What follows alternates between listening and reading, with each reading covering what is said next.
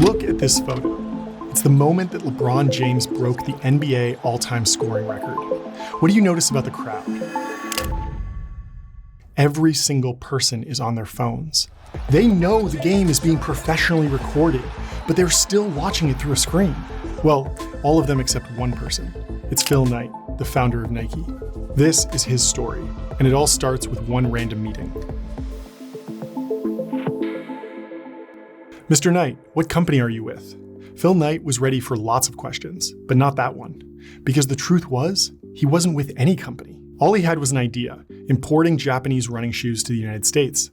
And now here he was, in Japan, one young American sitting across the table from 4 Japanese executives. Trusting his gut had worked so far, he decided to do it again. He reached into his childhood memories, to the track meets he loved so much as a kid, and remembered the prize he'd get for winning a race. Gentlemen, Knight said to the executives, I represent Blue Ribbon Sports of Portland, Oregon. The men began talking to each other in Japanese. After a while, one of them turned to Knight and delivered his verdict. Mr. Knight, we've been thinking a long time about the American market. 2 hours later, everyone shook hands on a deal to make Phil Knight, a 24-year-old Stanford Business School graduate, the sole distributor of Onitsuka Tiger shoes in the United States. Blue Ribbon still exists today. In fact, it's worth more than $150 billion, but you probably know it by another name, Nike.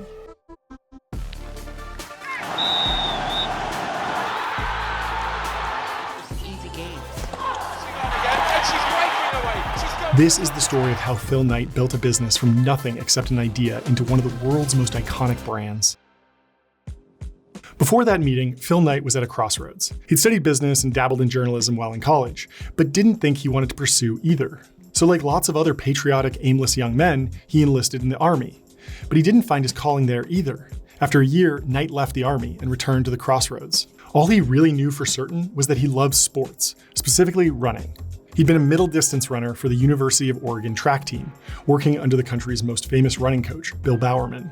One of the things that made Bowerman such a great coach was his obsession with extracting every possible advantage. When it came to running, there were really only 2 ways to improve. You could improve the runner, or you could improve the shoes they ran in. Bowerman wasn't satisfied with the Converse and Adidas shoes that dominated the market, so he started tinkering with his own designs and testing them out on Phil Knight. Phil was a perfect test subject. He was dedicated to improving his performance, but he was nowhere near the fastest runner on the team, which meant the consequences of bad design weren't that high. The experience provided Phil with the clarity he needed to take his next step. He enrolled at Stanford Business School, and the fuzzy outline of his future started coming into sharp focus.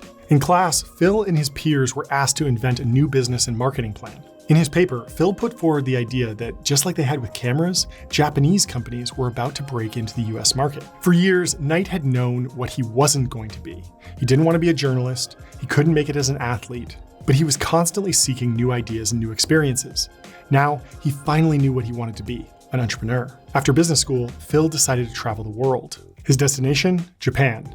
His plan? To see if there was any interest in the idea he'd cooked up in class. There was just one catch. He didn't have any money. And the one person who did, and might lend him some, his father, was skeptical. Bill Knight thought his son needed to get his head out of the clouds and do something sensible with his life. Why not take a job with a local accounting firm instead? Fine, said Phil, I'll get a real job. But first, I want to go on that trip. He knew his father wouldn't agree to loan him any money. Why would a respectable man like Bill Knight fund his son's crazy business idea? But he did loan him the money, because once upon a time, Bill Knight had wanted to see the world too. And even though he'd missed his chance, he wanted to make sure his son didn't miss his. Phil would never forget his father's generosity. With some money burning a hole in his pocket, he called a buddy from business school and invited him along. The buddy agreed, and soon the 2 young men were on a plane. Not to Japan, to Hawaii. Phil figured he wanted to take it easy, especially if he was still refining his pitch. What better place to stop? Once the 2 guys got there, they immediately fell in love with life on the island. Between beers and surfing, Phil decided Japan could wait.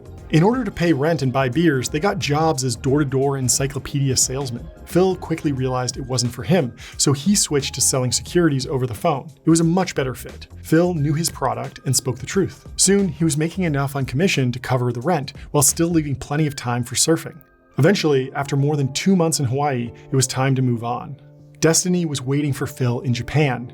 He said goodbye to his friend, who by this stage had met a girl, and went on to Tokyo all by himself. Today, Tokyo is a vibrant, futuristic metropolis. But when Phil Knight visited for the first time in 1962, much of the city was still in ruins. He visited shrines, temples, even the Tokyo Stock Exchange. Then, when he'd absorbed as much of the local culture as he could, he squeezed himself onto a pack train to Kobe, the home of the Onitsuka Shoe Company. That's where the 4 executives asked what company he was with. The first thing Phil did after that meeting was call his dad. He needed some more money, but not to fund more travel. He needed his dad to send $50 so he could pay for the first shipment of Onitsuka shoes. 4 months later, after seeing more of the world and with hair halfway down his shoulders, Phil returned home to his family. 12 pairs of Onitsuka Tiger shoes arrived shortly after. After 6 months overseas, Phil Knight had made it to the starting line. But before he could start running, he had to start walking. So he took a job at a local accounting firm. He didn't want to be chained to a desk for the rest of his life, but he needed the safety net.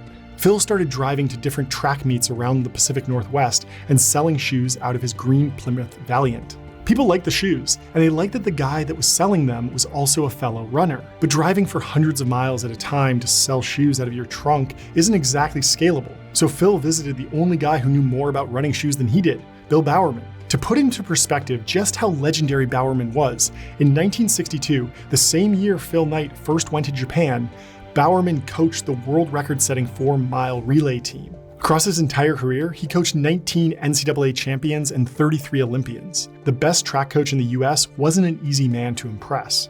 And sure enough, when Phil brought Bowerman some Onitsukas, he didn't like them. He loved them. He loved them so much that he wanted to team up. That was music to Phil's ears. Bowerman would supply 2 things he was in desperate need of: money and prestige. Both of them would open more doors than Phil ever could by himself. In January 1964, Phil Knight and Bill Bowerman officially incorporated Blue Ribbon Sports as a 50-50 partnership. Phil Knight's big picture vision and Japanese contacts, Bill Bowerman's profile and passion for tinkering. It was a potent combination. Each man invested $500 in the fledgling business. Phil took that money and used it to order 300 pairs of shoes. They arrived in April and were all gone by July. Just a few months later, the Summer Olympics started in Tokyo.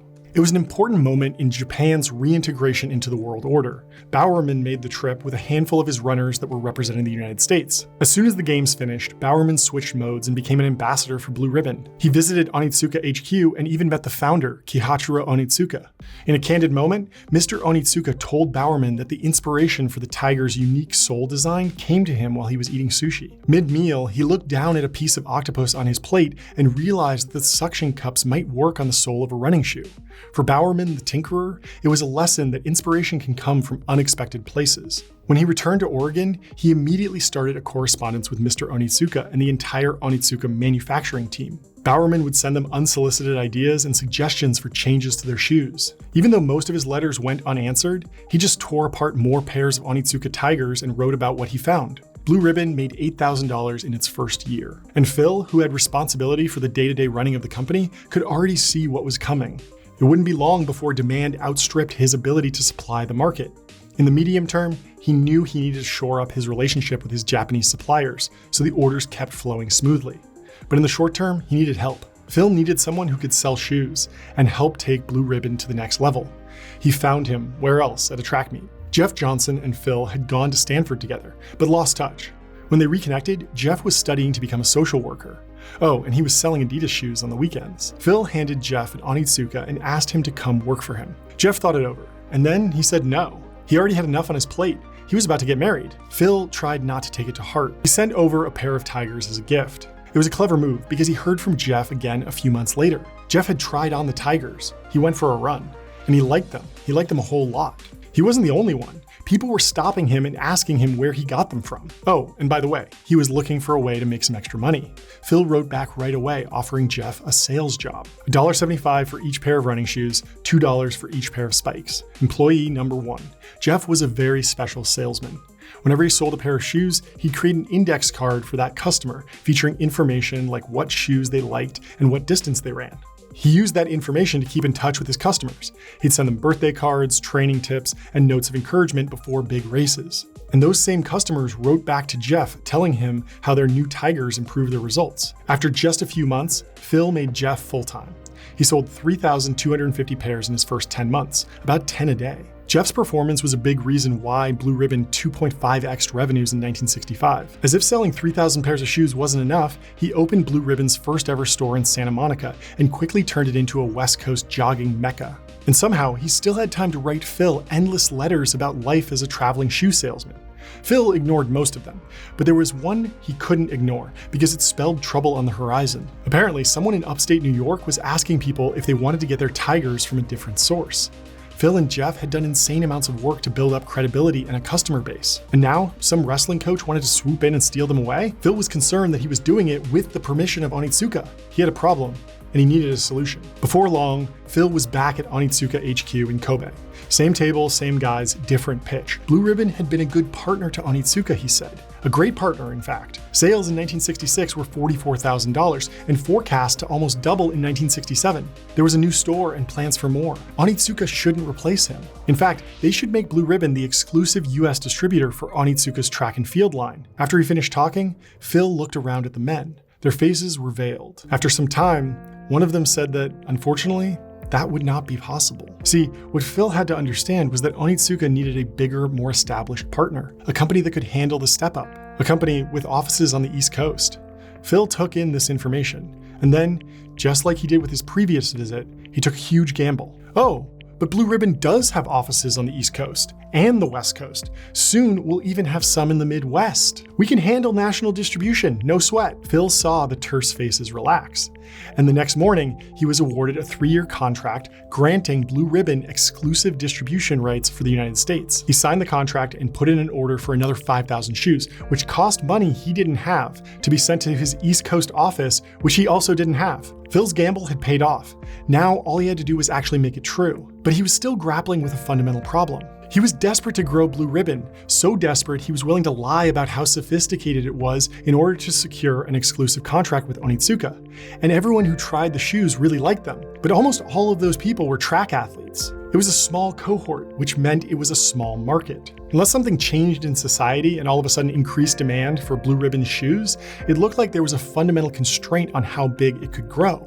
Halfway across the world, that's exactly what Bill Bowerman was working on. In 1962, Bowerman traveled to New Zealand to observe a new fitness program that was taking the country by storm: jogging. This might sound crazy, but at the time, jogging was a niche activity. Sure, some people did it. Athletes and soldiers jogged to stay sharp. But the fact was, jogging just wasn't on the radar of most Americans. Maybe that's because, just like me before I made this video, they didn't fully appreciate the difference between running and jogging. Running is a competition. You usually do it against other people. Jogging, on the other hand, is much less intense. You do it for health and exercise, and it's something you often do with other people. In New Zealand, Bowerman was blown away by how fit the runners were, and how many regular people jogged for fitness. He realized that jogging was the key to 2 things he cared deeply about: giving his athletes a competitive advantage and helping regular people improve their health. So when he returned home, one of the first things he did was start a jogging club at the University of Oregon. About 200 people showed up to the first tryout. The next weekend, 500 people showed up. Bill Bowerman realized he'd trapped lightning in a bottle and that he should take advantage. He teamed up with a local cardiologist to write a 4-page pamphlet which laid out the basic concepts of jogging. Before long, pretty much everyone in Eugene, Oregon, from the mayor to lumber mill workers, were jogging and supporting their local track and field program. Bowerman was a fitness fanatic, and he wanted as many Americans as possible to enjoy the health and social benefits of the new activity he'd fallen in love with. So in 1967, he expanded the pamphlet into a 90-page book. It sold more than 1 million copies and catapulted jogging into the mainstream. Before long, the country's biggest newspapers were devoting entire pages to this new trend. Bill Bowerman made jogging cool. The million-dollar question was, could he put Blue Ribbon in a position to capitalize? One day, not long after the release of his book on jogging, Bowerman was indulging in his favorite pastime, tinkering with some shoes in his garage. He noticed something. The outer sole of the Onitsuka Spring Up tended to melt when it got too hot, while the midsole remained solid. So he wrote directly to Onitsuka, suggesting that they fuse the midsole of the Spring Up with the outer sole of another shoe, the Mexico 66. The result, he wrote, would be the ultimate distance running shoe. Onitsuka's design team loved the idea and rushed over a prototype. Almost as soon as they unwrapped it, Bill and Phil knew they had something special. They wanted to name it after the upcoming Mexico City Olympics. But there was already a shoe called the Mexico, so they decided to call it the Aztec. But it turned out that Adidas, the 1,000-pound gorilla in the sports shoe industry, was planning to introduce a new shoe of their own, the Aztec Gold, at the same Olympics. They threatened legal action. Phil was furious. He wanted to fight it, but he knew that if Onitsuka lost, Blue Ribbon would go out of business. So he had no choice but to back down. As an act of revenge, he decided to name the new shoe after the Spaniard who, in the words of Bill Bowerman, beat the shit out of the Aztecs. Just like his namesake, the Spanish conquistador who brought down the Aztec Empire, the Cortez was a technological innovation that the competition had no answer for. The combination of hard and soft sponge rubber meant it was ideally suited to long-distance running. In other words, it was the perfect shoe for a country that was just beginning to embrace jogging. The Cortez became the best-selling shoe in the history of both Blue Ribbon and Onitsuka. And it drove a wedge that, years later, would ultimately split the companies apart. Boosted by the Cortez, Blue Ribbon's sales increased to $150,000 in 1968 and doubled the year after. Phil quit his accounting job, found a bigger office space, and started paying himself a salary. But the nagging doubts that had started to form in his mind about Blue Ribbon's partnership with Onitsuka wouldn't go away. On his next trip to Japan, Onitsuka gave him a 3-year distribution contract, even though he asked for 5 years.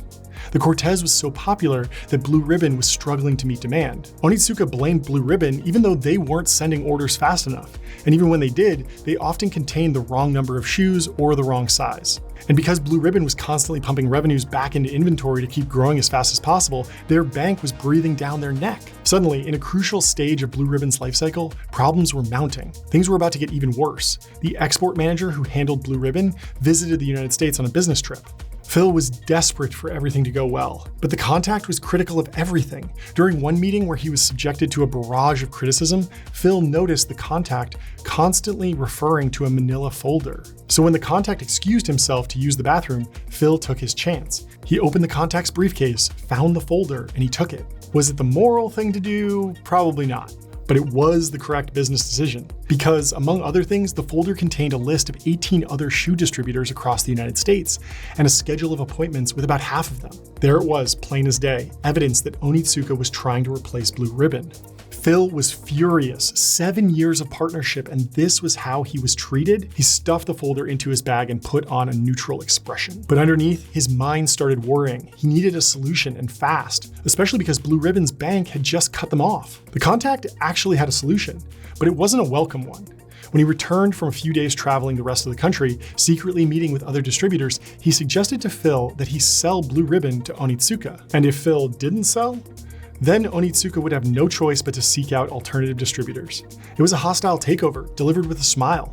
For Phil, it was confirmation of his worst fears. It might have just been business, but this business was deeply personal to him. It was near the end of 1971. Blue Ribbon was doing $1.3 million in sales. And yet, just a few years after the incredible twin breakthroughs of jogging becoming mainstream and developing the Cortez, it was on its knees. Phil pondered the situation together with his wife and Bill Bowerman. And together, they realized something. By making jogging popular, Bowerman helped to remove one hard limit on Blue Ribbon's growth.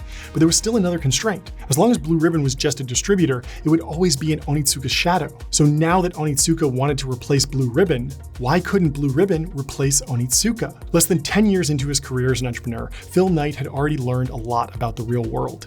One of the most eye-opening lessons was from the 1968 Olympics. Over and over, he had heard that athletes were training in Onitsuka Tigers. But when it was showtime, they inevitably ran in Adidas or Pumas. The two big shoe companies used some shady tactics to stay on top. They paid bribes and smuggled shoes into Mexico. Phil heard through the grapevine that Adidas got around Mexico's import tariffs by making a small number of their shoes at a Mexican factory. Rather than just nursing a grudge, Phil decided to use that knowledge to his advantage. He remembered that the Adidas shoes made in Mexico were good, so he gave the factory a call. After meeting with the managers and touring the factory, he told them that he'd like to place an order for 3,000 pairs of shoes. But just as the pen was hovering above the paper, he hesitated. He could no longer avoid the question he'd been pushing to the back of his mind.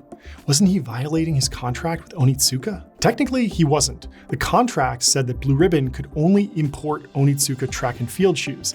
It didn't say anything about importing another company's football shoes. But it was definitely a violation in spirit. Whatever, said Phil to himself. Onitsuka pushed him to this point. He signed the contract. The factory managers asked him what this new line of shoes was called, and if they had a logo. I wonder if Phil thought about making up a name and logo on the spot. But it wasn't 1962 anymore. He had a trusted team around him. On the flight home, he remembered a young artist he'd met years earlier when he was teaching part-time at Portland State. Her name was Carolyn Davidson. When Phil got back to Oregon, he invited her to the office and told her Blue Ribbon needed a logo, one that conveyed a sense of motion.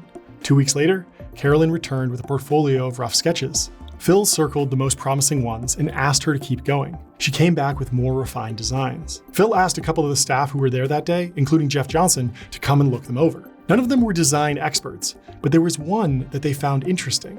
"It looks like a wing," one of them said. "Or a whoosh of air," said another. It was new and fresh, yet somehow timeless. For designing the most famous logo in the world, Carolyn Davidson got a check for $35. Now that the shoes had a new logo, the company needed a new name.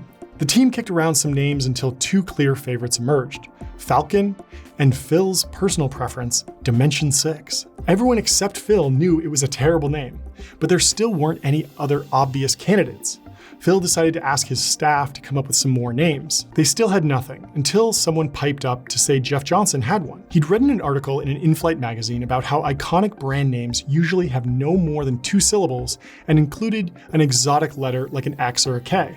Think Xerox or Kleenex. That night, he went to sleep trying to dream up one of those names. When he thought of one, he was so excited he had to stay awake until the West Coast office was open. Phil asked what Jeff's idea was. Nike. He was baffled.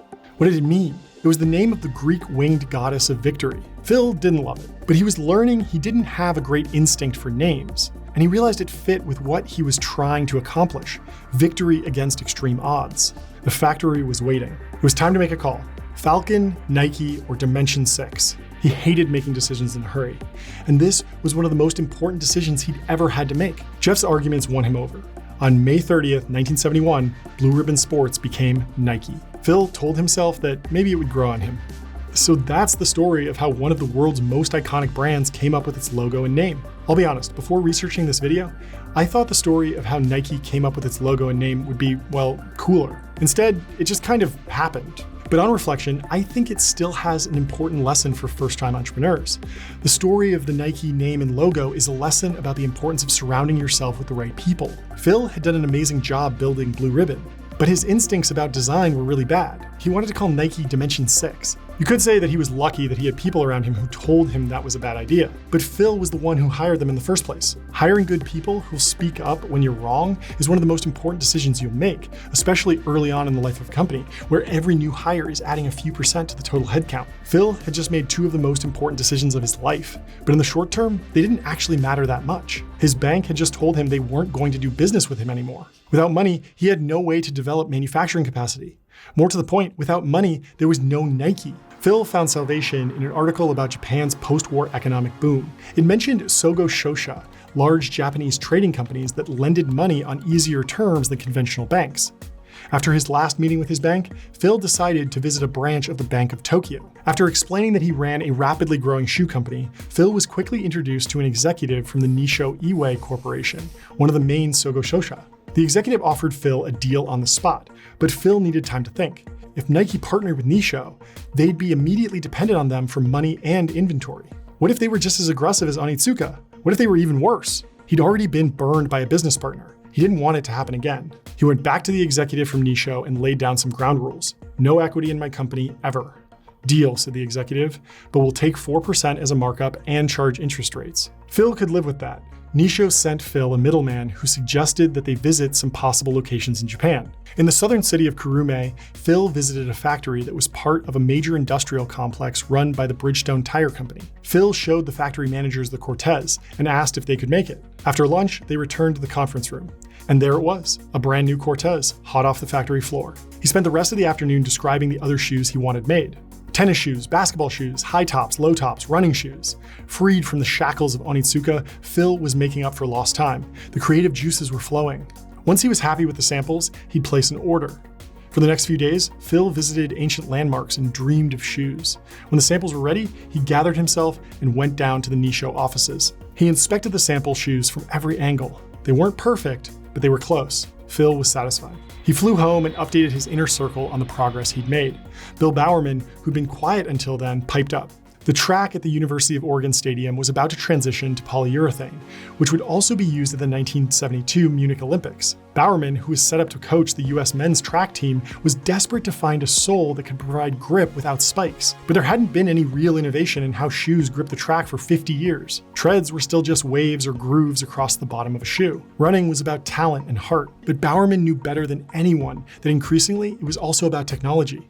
A few days later, he was talking to his wife over breakfast when his eyes drifted over to the waffle iron.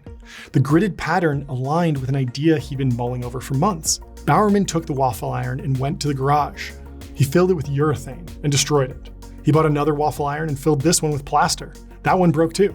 Bowerman gave up on the waffle iron concept. But he wasn't deterred. He took a sheet of stainless steel and punched it with holes to make a waffle-like shape. He took the sheet to a local rubber company who turned it into a hard mold. Bowerman, operating on a level no one else could understand, cut the mold and sewed them onto a pair of running shoes. He gave them to one of his runners, who then started running like the wind. Bowerman made the biggest breakthrough in running shoe technology in half a century. But before Nike could capitalize on his amazing invention, the conflict that had been brewing with Onitsuka finally came to a head. The National Sporting Goods Association show doesn't sound like a place where history gets made, but 1972 was a major exception, because it marked the public debut of Nike shoes. At the Nike booth, shoes were packaged in bright orange boxes that stood out from the competition, but Phil was worried they'd stand out in a bad way, because they didn't look great. Some of them looked wet. The polyurethane looked sticky, the Nike logo was crooked, and the future of the company depended on a defective batch. Sales reps approached the booth and began peppering Phil and his employees with questions. What's this? What does Nike mean? What's a swoosh? Somehow, it all worked. Nike turned up with a new line of shoes that hadn't ever been tested. Frankly, they weren't even that good. Yet despite that, they were one of the smash hits of the whole show. One of the sales reps explained to Jeff Johnson that the reason they bought the shoes was because they trusted him and Phil. If they said they were good shoes, then they were good shoes. It was the payoff for all the years of grinding, of Jeff building relationships with customers, of Phil selling shoes out of his Plymouth. As if to prove the point, just a couple years later, 2 of the Portland Trail Blazers wore Nikes when they thrashed the New York Knicks 133-86. But word traveled fast. 2 weeks later, Onitsuka's rep marched into Phil's office and demanded to know what the hell was going on with this Nike. Phil was calm. He'd been rehearsing his answer. It was just a small side project Blue Ribbon had developed as a hedge in case Onitsuka went ahead and pulled out the rug from under them. The rep asked if the new shoes were in store. Phil just couldn't help himself. He said they weren't. The rep went to the nearest Blue Ribbon retail store to check for himself. Although the staff member tried his best to hide them, the orange boxes stood out like beacons. Onitsuka had proof that Phil was selling Nike shoes to customers. It looked like a breach of contract. The question was, what would they do with that information? Onitsuka summoned Phil and Bowerman to a meeting and announced the contract between the two companies was null and void. Furthermore, they were exploring legal options. The next day, Phil gathered his inner circle. This was the situation. Nike was on its own. All it had was the Cortez and some promising lines that hadn't sold much. He could see the disappointed faces in the room, and he knew what they were thinking. The US economy was about to fall into recession. People were wondering how they were going to pay their mortgages, their bills. And here was Phil telling them that the show was over. He cleared his throat and surprised everyone. This is the moment we've all been waiting for, he said. No more selling someone else's shoes. If we're going to succeed or fail, we're going to do it on our terms. Better to die on your feet than live on your knees. Phil looked around the room and saw confusion, excitement, and determination. Phil knew that to emerge from Onitsuka's shadow, Nike had to change up its strategy. Selling shoes at a track meet wouldn't cut it anymore. Nike was the winged goddess of victory, so the shoes needed to be synonymous with victory. They needed to be on the feet of the best athletes, the ones creating unforgettable moments. Creating that kind of emotional connection would outscale any sales network. Phil had just the guy in mind. His name was Steve Prefontaine, but everyone called him Pre. In an era before sports were intertwined with pop culture, Pre was a superstar. Americans loved him because he was like James Dean if James Dean ran track. Oregonians loved him because he was one of their own. In 1972, for the first time ever, the trials that determined who qualified for the US Olympics track and field team were held in Oregon. Pre was front and center. He won the trials in an American record, in a stadium packed with people cheering for him. Phil knew Pre was the ideal Nike athlete. There was just one small wrinkle.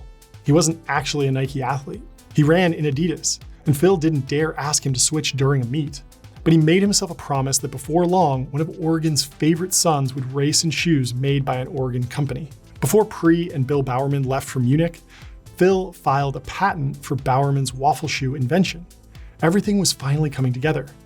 But what should have been a golden games turned into a tragedy. The 1972 Munich Games became one of the darkest moments in Olympic history. Armed Palestinian guerrillas raided the sleeping quarters of the Israeli team. Millions of viewers watched it unfold on live TV. And the world mourns the innocent victims of the Munich massacre. By the time the attack was brought to an end, 17 people, including 5 perpetrators, were dead.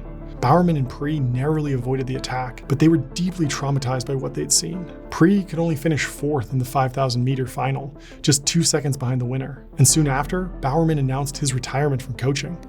After the Munich massacre, morale at Nike plummeted. How could it not? Phil was worried for his friend, and worried that without his unique genius, his company might soon lose its edge. It took someone truly spectacular to break him out of his funk. Phil got word that a few hours north in Seattle, a fiery Romanian tennis player was destroying everyone in his path, and doing so in a pair of Nike match points. His name was Ilie Nastase, but most people just called him Nasty. Phil called up Nastase's agent and offered $5,000 for the Romanian to keep wearing Nikes. Eventually, they settled on $10,000, and Nasty became the first ever Nike athlete. For Phil, it was a bittersweet moment. According to him, he'd never believed in the importance of advertising. He'd always believed that the shoes could speak for themselves. But he knew which way the wind was blowing. If Nike had any hope of competing in an increasingly crowded market, they needed to embrace athlete and celebrity endorsements. Nike shoes couldn't just be something people wore to improve their own performance. That market just wasn't big enough. People had to want Nikes because they symbolized victory and glory. Helped along by people seeing the Nike swoosh every time Nastase won a match, Nike's sales in 1973 rose by 50% to 4.8 million. But there was no time for celebration. Onitsuka had finally dropped the hammer and filed suit against Nike in Japan. And with seemingly every person in the US wanting a new pair of running shoes, supply problems were driving Phil up the wall. The trial was out of his direct control, but he did have to solve his supply issues, and fast. Then one day, he had an idea. Maybe it came from his father, or his wife, or from the zen state he was able to attain during his long runs. What if he approached Nike's major retailers and offered them big discounts if they signed ironclad contracts and made large orders months ahead of time? That would give Nike longer lead times, more certainty, and more money in the bank. By the standards of the day, it was an audacious plan. But bending the rules had already helped Phil Knight get this far. The release of some new shoes, including 2 new editions of the Cortez, improved his bargaining position. At last, a few retailers signed on. Before long, the rest were begging to join. Phil's lateral thinking partially solved Nike's cash flow and supply problems, but there was still the small matter of the trial against his former business partners. Onitsuka's argument in court was simple. For the last decade, Phil Knight had lied. He pretended there was a company called Blue Ribbon. He pretended that they had an office on the East Coast, and then he'd done whatever it took to perpetrate the con. Phil took the stand. So did Jeff Johnson and Bill Bowerman. An Onitsuka employee testified that there was a clear plan to break the contract and replace suppliers. The verdict hung in the balance for weeks until the judge ruled that Nike would retain the rights to the Cortez. Furthermore, they were entitled to damages. They won. Eventually, Onitsuka settled for $400,000. The albatross, which had been hanging around Nike's neck for years, was finally gone.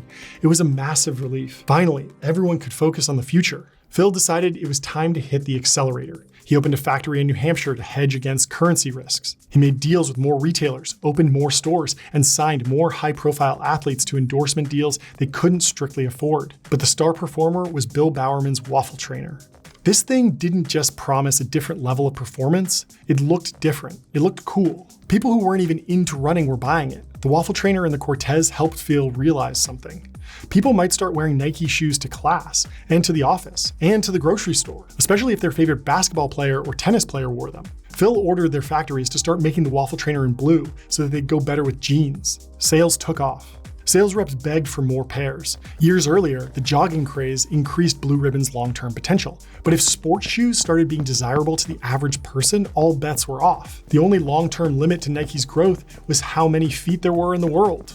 As the sun set on 1976, America's bicentennial year, Nike was facing problems of an entirely different caliber to even just a few years earlier. The company needed a bigger East Coast warehouse, better ways to keep their growing stable of NBA players happy, to fix or shut down underperforming factories, approve new shoes. The list seemed endless. But with each passing day, one question began to loom above all the others. Would Nike go public?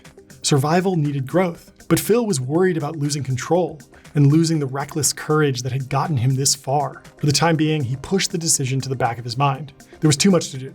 An eccentric former aerospace engineer visited Oregon to pitch his new invention, air cushions embedded in the soles of a shoe. Phil thought the concept of an air shoe sounded like something out of a comic book, but he immediately perked up once he heard that Adidas had passed on the idea. After closing the deal, Phil instructed his new in-house counsel, Rob Strasser, to expand the company's presence in college basketball. It was probably one of a dozen decisions Phil made just that way.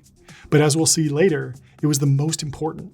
As if to illustrate what the company was going through every day, Nike rolled out an ad campaign with a new slogan, "There is no finish line."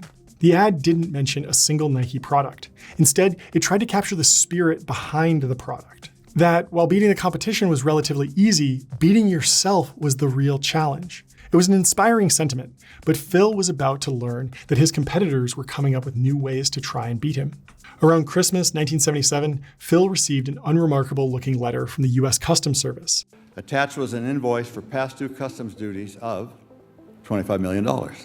The US government claimed that Nike owed customs duties stretching back 3 years. Everyone's first reaction was that it was a mistake, or some kind of prank. But after Strasser made a few phone calls, they learned that it was real. It turned out that Nike's American competitors, Converse, Keds, and some other manufacturers, had lobbied Washington to enforce an old law called the American Selling Price. Basically, the American selling price stipulated that tariffs on nylon shoes like the ones made by Nike must be 20% of the manufacturing cost of the shoe, unless a competitor made a similar shoe in the United States, in which case the tariff must be 20% of the competitor's selling price. So Nike's rivals made a nominal number of shoes, got them declared similar, and pushed Nike's tariff bill up by 40% retroactively. And they then had to sell only a few of those shoes to hugely increase the cost of our shoes going forward if in fact the retroactive part didn't put us out of business.